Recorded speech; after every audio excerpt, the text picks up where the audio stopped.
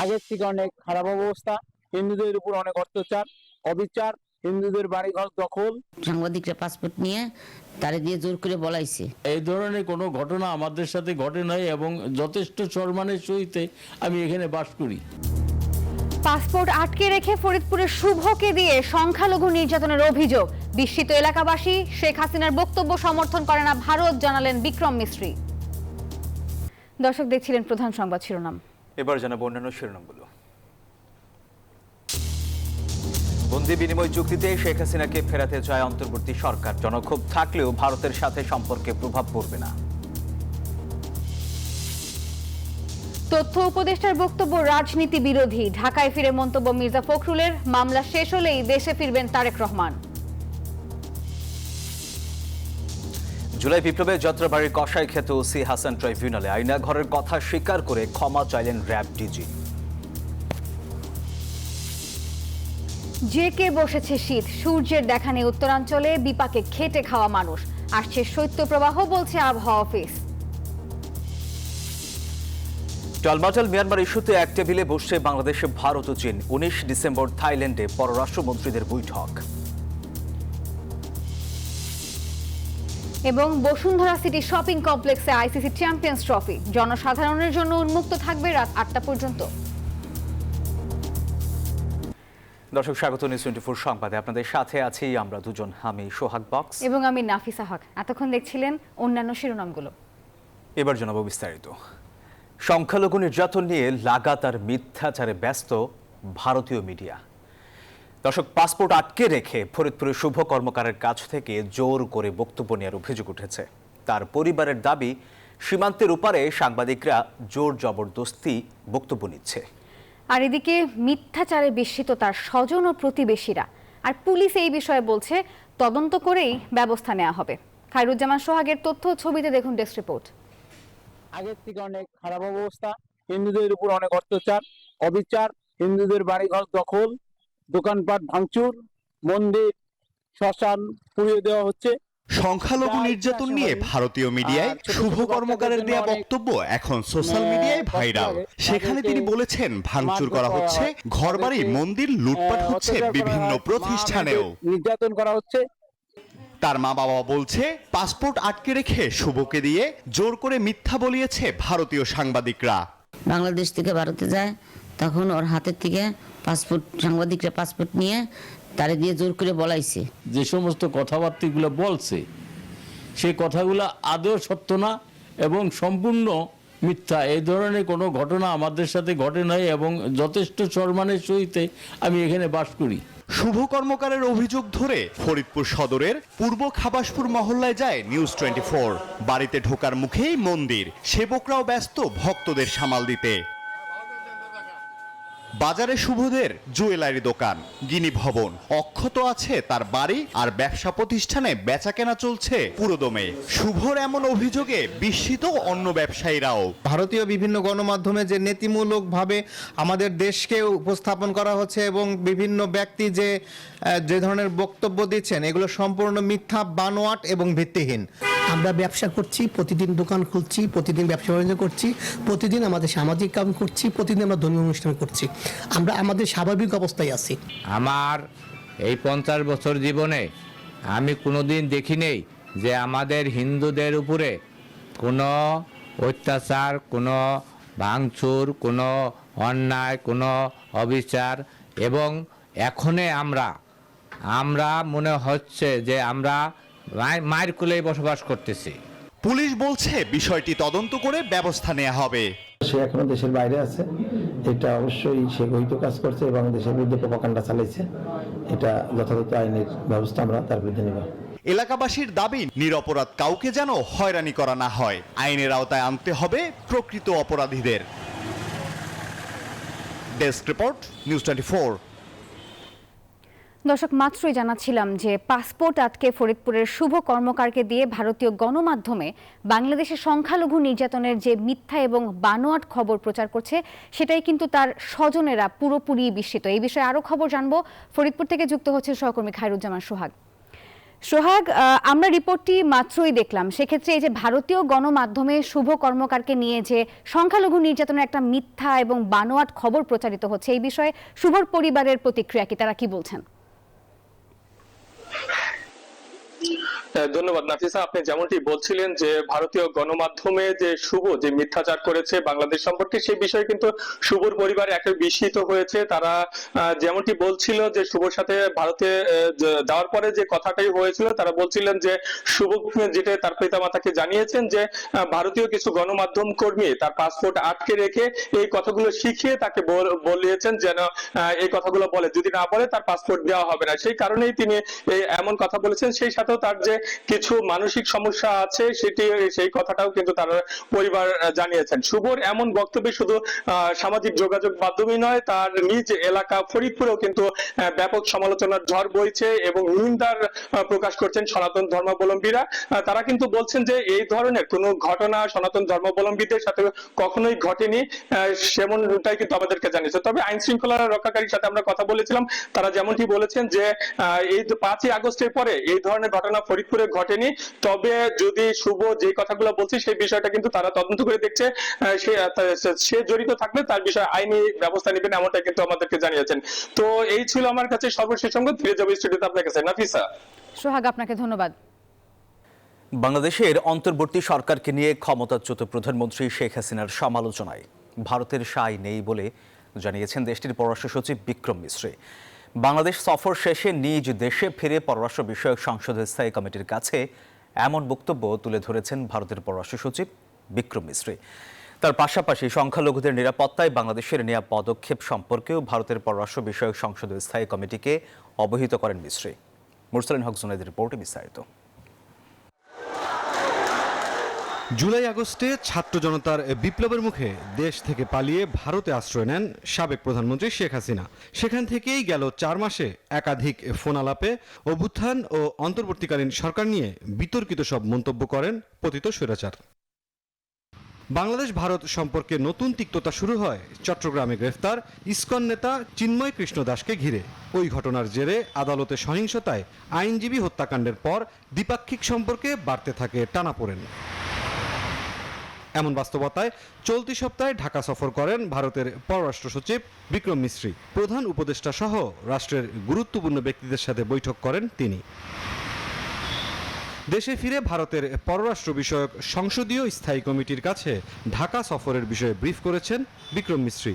ভারতীয় গণমাধ্যম দ্য হিন্দু বলছে, বাংলাদেশের অন্তর্বর্তীকালীন সরকার নিয়ে শেখ হাসিনার কোনো বক্তব্য ভারত সমর্থন করে না বলে জানিয়েছেন মিশ্রি। বাংলাদেশের অন্তর্বর্তী সরকারকে নিয়ে ক্ষমতাচ্যুত প্রধানমন্ত্রী শেখ হাসিনার সমালোচনা ভারত অনুমোদন করে না। ভারত সরকার তাকে এমন কোনো প্ল্যাটফর্ম বা সুযোগ সুবিধা দেয়নি যা দিয়ে তিনি ভারতের মাটিতে বসে রাজনৈতিক কর্মকাণ্ড চালিয়ে যেতে পারেন। পাশাপাশি সংখ্যালঘুদের নিরাপত্তায় বাংলাদেশের নেওয়া পদক্ষেপ সম্পর্কেও ভারতের পররাষ্ট্র বিষয়ক সংসদীয় স্থায়ী কমিটিকে অবহিত করেন মিশ্রি, এমনটাই জানিয়েছে দ্য হিন্দু। বাংলাদেশের সংখ্যালঘু সম্প্রদায়ের ওপর সহিংসতার অভিযোগের স্বীকৃতি নিয়ে ভারত উদ্বিগ্ন ছিল। শেখ হাসিনা সরকারের পতনের পর থেকে এ সংক্রান্ত সহিংসতার ঘটনায় 88 জনকে গ্রেফতার করা হয়েছে বলে জানিয়েছে বাংলাদেশের কর্তৃপক্ষ। এদিকে দেশে অবস্থিত ভারতীয় হাই কমিশনও বুধবার তাদের ফেসবুক পেজে বিক্রম মিশ্রির সফর নিয়ে একই মনোভাব জানিয়ে বিবৃতি প্রকাশ করেছে। মুরসালিন হক জুনায়েদ, নিউজ 24, ঢাকা। উচ্চ পর্যায়ের নির্দেশনা পেলে শেখ হাসিনাকে দেশে ফেরানোর উদ্যোগ নেওয়া হবে বলে জানিয়েছেন পররাষ্ট্র সচিব জসিমউদ্দিন। বৃহস্পতিবার বিকেলে পররাষ্ট্র মন্ত্রণালয়ের সংবাদ সম্মেলনে কথা বলেন তিনি। এটি একটি রাজনৈতিক সিদ্ধান্ত বলেও মন্তব্য করেছেন। এছাড়া ভারতের কোস্টগার্ডের হাতে আটক ৭৯ বাংলাদেশি নাবিককে ফেরাতে দিল্লির সাথে আলোচনা চলছে, দ্রুতই ফেরানোর আশা ঢাকার বলে মন্তব্য করেছেন পররাষ্ট্র সচিব। ইস্ট তিমুর বা পূর্ব তিমুর নামের যে দেশটি আছে, তার আমাদের দিক থেকে যে বক্তব্য সেটা তাকে বলেছে, সেটা হচ্ছে এই যে তিনি ভারতের বসে যে সমস্ত বক্তব্য দিচ্ছেন সেটা আমাদের অন্তর্বর্তীকালীন সরকার পছন্দ করছে না এবং এটা যাতে তাকে বন্ধ করা হয়। এবং তিনি প্রত্যুত্তরে যেটা বলেছেন সেটা খুব সমগ্র তিনি ভারতকে বলেছেন যে প্রাক্তন প্রধানমন্ত্রী ভারতের উপস্থিতি doesn't have an Indian direct relationship. আর ফেরানোর বিষয় যেটা বলেন এটার উপর আমি দিয়েছি, এটি এটা আন্তঃমন্ত্রণালয়ের একটা বিষয় এবং এটা হচ্ছে রাজনৈতিক সিদ্ধান্তের বিষয় এবং পররাষ্ট্র মন্ত্রণালয় যখন এই অনুরোধ আসবে তখন আমরা তার পরবর্তী কার্যক্রম শুরু করব। ফ্যাসিবাদী হাসিনা পালিয়ে গিয়েও ভারতে বসে দেশের বিরুদ্ধে ষড়যন্ত্র করছে। ভারতের সাথে করা বন্দি বিনিময় চুক্তির মাধ্যমে শেখ হাসিনাকে ফিরিয়ে এনে বিচারের কাঠগড়ায় দাঁড় করানো হবে বলেছেন উপদেষ্টা আসিফ মাহমুদ। এদিকে আরেক উপদেষ্টা সৈয়দা রিজওয়ানা হাসান বলেন, ভারতের প্রতি মানুষের ক্ষোভ এটা স্বাভাবিক, তবে তা দুই দেশের মধ্যকার সম্পর্কে প্রভাব পড়বে না। পররাষ্ট্র সচিবের সাম্প্রতিক সফর সম্পর্কে ইতিবাচক মোড় নেবে। সচিবালয়ে এক অনুষ্ঠান শেষে এসব কথা জানিয়েছেন দুই উপদেষ্টা। 5 আগস্ট জনবিক্ষোভে দেশ ছেড়ে পালিয়ে যান সাবেক প্রধানমন্ত্রী শেখ হাসিনা। ভারতে বসে দেশের বিরুদ্ধে ষড়যন্ত্র করছেন শেখ হাসিনা, সরকারের কাছে এমন তথ্য রয়েছে। ভারতের সাথে করা বন্দি বিনিময় চুক্তির মাধ্যমে শেখ হাসিনাকে ফিরিয়ে এনে বিচারের কাঠগড়ায় দাঁড় করানো হবে বলে মন্তব্য করেছেন উপদেষ্টা আসিফ মাহমুদ। আরেক উপদেষ্টা সৈয়দা রিজওয়ানা হাসান বলেন, ভারতের প্রতি মানুষের ক্ষোভ এটা স্বাভাবিক, তবে তা দুই দেশের মধ্যকার সম্পর্কে প্রভাব পড়বে না। পররাষ্ট্র সচিবের সাম্প্রতিক সফর সম্পর্কে ইতিবাচক মোড় নিবে। সচিবালয়ে এক অনুষ্ঠান শেষে এসব কথা জানিয়েছেন দুই উপদেষ্টা। ভারতের মধ্যে সংগঠিত কোনো একটা ঘটনার বিরুদ্ধে বাংলাদেশের যদি কোনো দলের বা কোনো জনগোষ্ঠীর কোনো বিক্ষোভ থাকে, সে সেটা বলতেই পারবে। বাংলাদেশ একটা স্বাধীন রাষ্ট্র এবং ভারতের সাথে তাদের যে পররাষ্ট্র সচিব এসেছিলেন সেখানে সম্পর্কটা পুনর্মূল্যায়নের এবং নতুন করে যাত্রা শুরুর একটা প্রক্রিয়া শুরু হয়েছে। একটা ব্যাপারে একটা ক্ষোভ জানানো মানে অন্য সকল ব্যাপারে আলাপ আলোচনা বন্ধ হয়ে যাওয়া, তা কিন্তু মোটেও না। একজন গণহত্যাকারী ফ্যাসিস্ট, যার আসলে এই মুহূর্তে বিচার হওয়ার কথা, যার এখন কারান্তরীণ থাকার কথা, তিনি ভারতে অবস্থান করছেন এবং সেখান থেকে বিভিন্ন বিদ্বেষমূলক বক্তব্য তিনি দিয়ে যাচ্ছেন। আমরা আশা করি যে ধরনের কোনো বিদ্বেষমূলক বক্তব্য প্রচারে ভারত তাকে বাধা দেবে এবং যথাসময়ে বাংলাদেশের সাথে ভারতের যে বন্দি বিনিময় ট্রিটি আছে সেই ট্রিটি অনুযায়ী তাকে বাংলাদেশে ফেরত দেওয়া হবে। ভারতের গণমাধ্যম বাংলাদেশের বিষয়ে মিথ্যা তথ্য ছড়াচ্ছে, এমনটা জানিয়ে আসিফ মাহমুদ বলেন, আন্তর্জাতিক গণমাধ্যমের প্রতি অন্তর্বর্তী সরকারের অনুরোধ এ বিষয়ে সঠিক সংবাদ প্রচারের জন্য। আন্তর্জাতিক সম্প্রদায়গুলো বিবেচনা করবে কোনো মিডিয়া নিউজ দেখে, তখন তারা আসলে সঠিকভাবে বিবেচনা করতে পারবে, যে আসলে ক্রিটিক্যালি বিবেচনা করতে পারবে যে এটা কি ফ্যাক্ট কিনা। আমাদের পক্ষ থেকে আমরা যেখানে যেখানে বলার সুযোগ পাচ্ছি, যেখানে বলতে পারছি, সব জায়গাতে আমরা বলছি, বলার চেষ্টা করছি। আমাদের মাননীয় প্রধান উপদেষ্টা তিনিও গণমাধ্যম সহ আপনারা জানেন যে বিভিন্ন দেশের রাষ্ট্রদূতদের সাথে যখন কলন হয় সেখানেও তিনি বারবার বলছেন। তবে বর্তমান পরিস্থিতি দুই দেশের মধ্যে রাজনৈতিক, কূটনৈতিক এবং অর্থনৈতিক সম্পর্কের টানাপোড়েন তৈরি হবে না বললেন দুই উপদেষ্টা। সানাজ ইয়াসমিন, নিউজ 24, ঢাকা। অন্তর্বর্তী সরকারকে ব্যর্থ করার চেষ্টা করছে রাজনৈতিক দলগুলো। তথ্য উপদেষ্টার দেয়া এমন বক্তব্য রাজনীতি বিরোধী বলে মন্তব্য করেছেন বিএনপির মহাসচিব মির্জা ফখরুল ইসলাম আলমগীর। যুক্তরাজ্যে 11 দিনের সফর শেষে ঢাকায় ফিরে এমন মন্তব্য করেছেন তিনি। আরও জানান, মামলা শেষ হলেই দেশে ফিরবেন দলের ভারপ্রাপ্ত চেয়ারম্যান তারেক রহমান। এদিকে আলাদা অনুষ্ঠানে বিএনপির নেতারা বলেন, নতুন বাংলাদেশে ভারতের আগ্রাসন চলবে না। আওয়ামী লীগ দেশি বিদেশি ষড়যন্ত্রে লিপ্ত, তাই সবাইকে ঐক্যবদ্ধ থাকার আহ্বান জানান বিএনপি নেতাকর্মীরা। 11 দিনে যুক্তরাজ্য সফর শেষে লন্ডন থেকে ঢাকায় ফিরলেন বিএনপির মহাসচিব মির্জা ফখরুল ইসলাম আলমগীর। দলের ভারপ্রাপ্ত চেয়ারম্যান তারেক রহমান লন্ডনে অবস্থান করায় বিএনপি মহাসচিবের এই সফরকে রাজনৈতিক গুরুত্ব দিচ্ছে দলের নেতাকর্মীরা। বৃহস্পতিবার সকালে বেলা 12:30টায় হযরত শাহজালাল আন্তর্জাতিক এয়ারপোর্টে অবতরণ করে মির্জা ফখরুলকে বহনকারী বিমান। এরপর বিমানবন্দরে সাংবাদিকদের সাথে কথা বলেন তিনি। ভারত ইস্যুতে আলোচনার মধ্য দিয়ে সংকট সমাধানের কথা বলেন তিনি। বাংলাদেশে যে সমস্যাগুলো তৈরি হচ্ছে, এই সমস্যাগুলো নির্বাচিত সরকার ছাড়া সমাধান করা বেশ চ্যালেঞ্জিং। অন্তর্বর্তী সরকারকে ব্যর্থ করার চেষ্টা করছে রাজনৈতিক দলগুলো। তথ্য উপদেষ্টার এমন মন্তব্য রাজনীতি বিরোধী উল্লেখ করে মির্জা ফখরুল জানান, মামলা শেষ হলেই দেশে ফিরবেন তারেক রহমান। ওনার এই বক্তব্য এটা রাজনীতি বিরোধী বক্তব্য।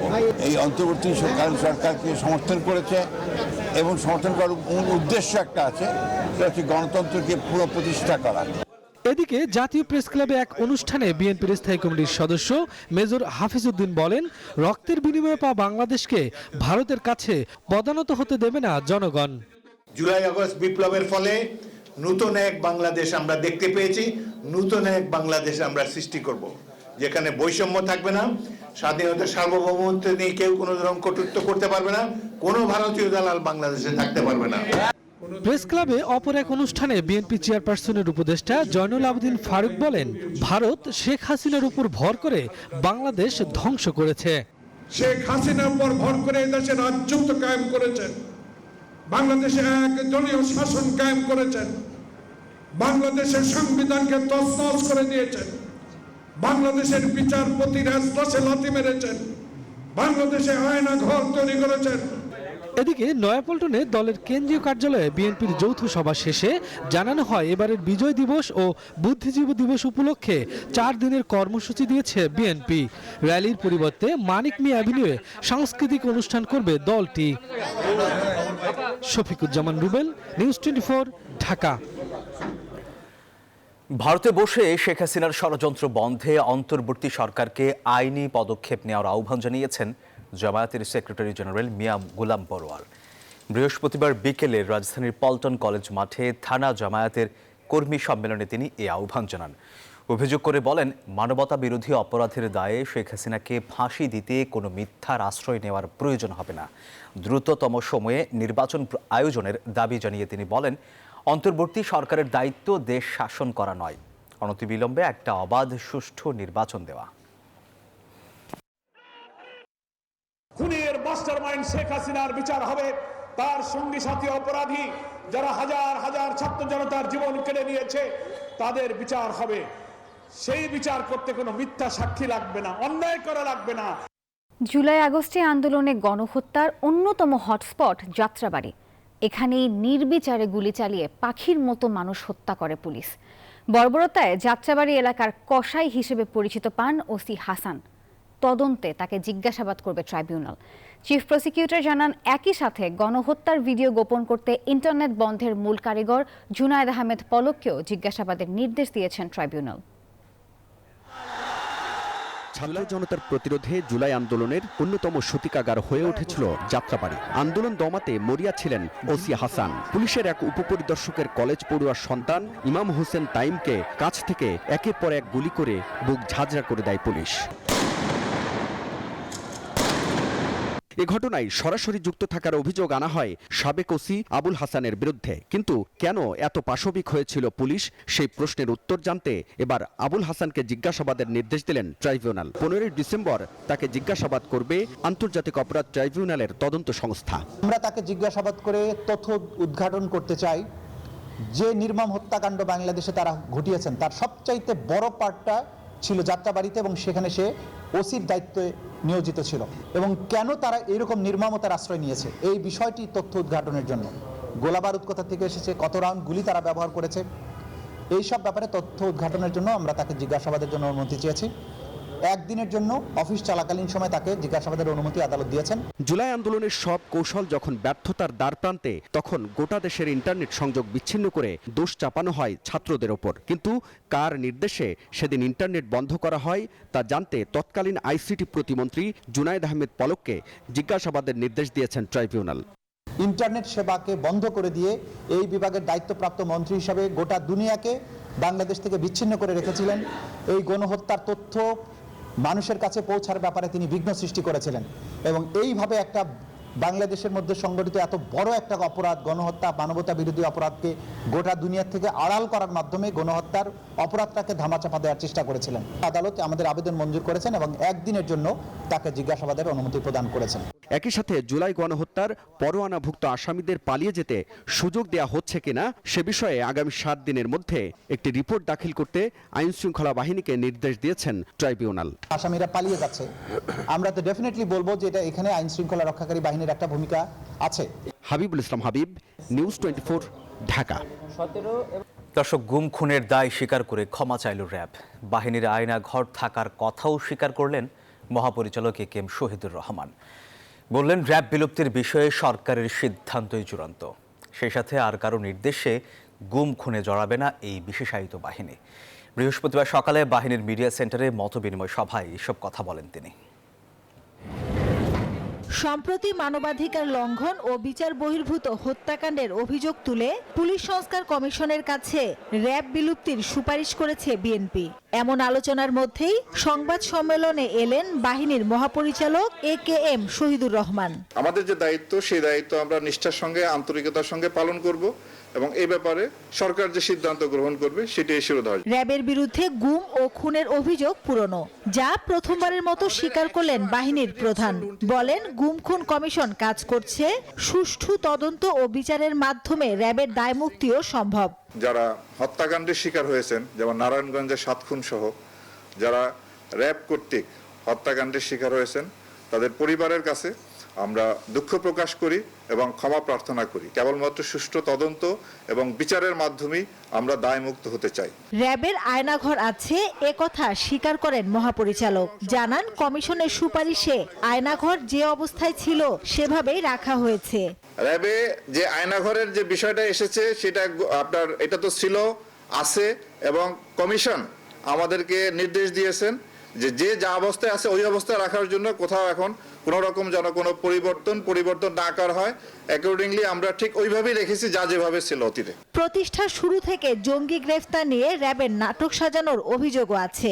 এমন বিষয়ে এক প্রশ্নে মহাপরিচালক বলেন, জঙ্গিদের কিছু তৎপরতা ছিল। আমাদের দেশে জঙ্গিদের তৎপরতা ছিল, এটা আমরা দেখেছি। র‍্যাবও সেই ক্ষেত্রে কার্যকর ব্যবস্থা গ্রহণ করছে। ভবিষ্যতেও যাতে কোনোরূপ জঙ্গি তৎপরতা এই দেশে বিস্তার লাভ করতে না পারে সেজন্য আমরা সচেষ্ট আছি এবং কাজ করে যাচ্ছি। র‍্যাব প্রধান জানান, এ পর্যন্ত 58 কর্মকর্তা সহ 4000-এর বেশি র‍্যাব সদস্যকে শাস্তির আওতায় আনা হয়েছে। ছাত্র জনতার উপর গুলি করার ভিডিও দেখে আটক করা হয়েছে অনেককেই। আদালত এবং আইনের যে নির্দেশ সেটা আমরা মানতে বাধ্য। মাসুদা লাবনী, নিউজ 24, ঢাকা। পৌষ মাস আসতে বাকি আর মাত্র 3 দিন। দেশ জুড়ে বয়ে যাচ্ছে কনকনে হিমেল বাতাস। নওগাঁ ও ফরিদপুরে তাপমাত্রা নেমেছে 13 ডিগ্রি সেলসিয়াসে।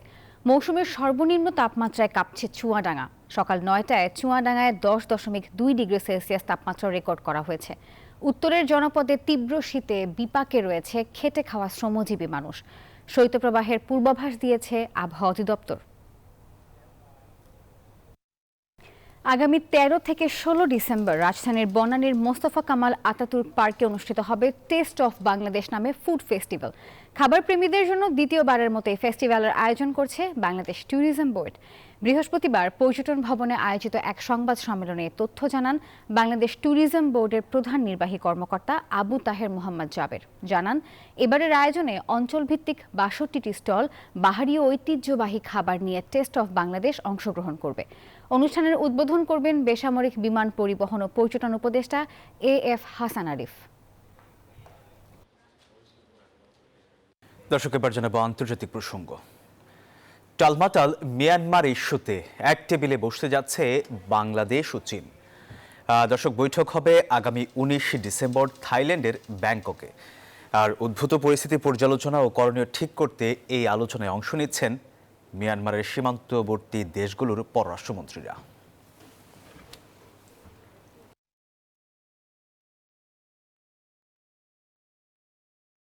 এবার জানাবো খেলা সংবাদ। দর্শক, বিশ্ব ভ্রমণে বের হওয়া ICC চ্যাম্পিয়ন্স ট্রফি এখন উন্মুক্ত ঢাকার বসুন্ধরা সিটি শপিং মলে, যেখানে দর্শনার্থীরা ট্রফির সঙ্গে ছবি তুলে স্মরণীয় করে রাখছেন এই মুহূর্তকে। আর সোহাগ, ক্রিকেট প্রেমীদের বিশ্বাস, মার্চে অনুষ্ঠিত হতে যাওয়া এই আসরে ভালো খেলে এই ট্রফি দেশে নিয়ে আসবে টাইগাররা। চাচার হাত ধরে নড়াইল থেকে বসুন্ধরা শপিং মলে আবু হুরায়রা মিনি বিশ্বকাপ খেত ICC চ্যাম্পিয়ন্স ট্রফি একবার হলো নিজের চোখে দেখতে। ঢাকায় চিকিৎসার জন্য এলেও ট্রফি দেখার লোভ সামলাতে পারেনি এই কিশোর। চাচাও দারুণ খুশি ভাইপোকে এমন মুহূর্ত দেখাতে পেরে। আসলাম, আসে একটু ঘুরে গেলে, তারপর আব্বু বলো ওই দেখা ছবি তুলতে চ্যাম্পিয়ন ট্রফি, তুমি তুলবো? আমি বলছি জি আমি তুলবো। টেলিভিশনে দেখবো কিছুদিন পরে, হয়তো এটা সাউথ আফ্রিকাতে অনুষ্ঠিত হতে যাচ্ছে, সুতরাং খুবই ভালো লাগছে। বৃহস্পতিবার সকাল থেকেই বসুন্ধরা শপিং মলে লোকে লোকারণ্য। সারি বেঁধে ভিতরে প্রবেশ করেছেন ক্রীড়ামোদীরা। চ্যাম্পিয়ন্স ট্রফি দেখে উচ্ছ্বাসিত সবাই। নিজেদের মোবাইল ক্যামেরায় ফ্রেমবন্দি করে রাখলেন স্মরণীয় মুহূর্ত। আমার কাছে মনে হয় যে এখন শীতকাল, পতাকা বহন করে নেড়ে কাপকে অভিবাদন জানানো, আসলে এটা আমি খুবই এক্সাইটেড। টাইগাররা এটাকে জয় করে আমাদের এখানে রাখবে, সারা বাংলাদেশ সবাই বড় একটা গ্রাউন্ডে এটা দেখার সৌভাগ্য পাবে। লাইফে কখনো ভাবি নাই যে এভাবে এটা দেখতে পাবো, so I am so happy. আজকে ফার্স্ট টাইম দেখা, তারপর আমার অনেক ভালো লাগতেছে। আশা থাকবে বাংলাদেশই চ্যাম্পিয়ন্স ট্রফি জিতবে। ট্রফি প্রদর্শনের সাথে ছিল ক্রিকেট গেমসের আয়োজন। দর্শকদের আকর্ষণের কেন্দ্রে ছিল দুই মাস্কট ব্রেস ও টং। এমন আয়োজনের অংশীদার হতে পেরে রোমাঞ্চিত আয়োজকরাও। এই অনুভূতিটা বলার মতো না, আর এটা আমি ভাষায় প্রকাশ করে বুঝাতে পারবো না, কারণ বাংলাদেশে ফর দ্য ফার্স্ট টাইম আমরা এটা পেরেছি। চ্যাম্পিয়ন্স ট্রফি ট্যুর বাংলাদেশে হচ্ছে এবং সেটা আমাকে উপস্থাপনা করতে হবে, তখন থেকে আমি ভীষণ রকম এক্সাইটেড। শুক্রবার মিরপুরে প্রদর্শিত হবে বিশ্বভ্রমণে বের হওয়া চ্যাম্পিয়ন্স ট্রফি। এরপর ট্রফির গন্তব্য দক্ষিণ আফ্রিকা। 1998 সালে যে চ্যাম্পিয়ন্স ট্রফির প্রথম আসর বসেছিল বাংলাদেশে, সেই চ্যাম্পিয়ন্স ট্রফি এখন বাংলাদেশে।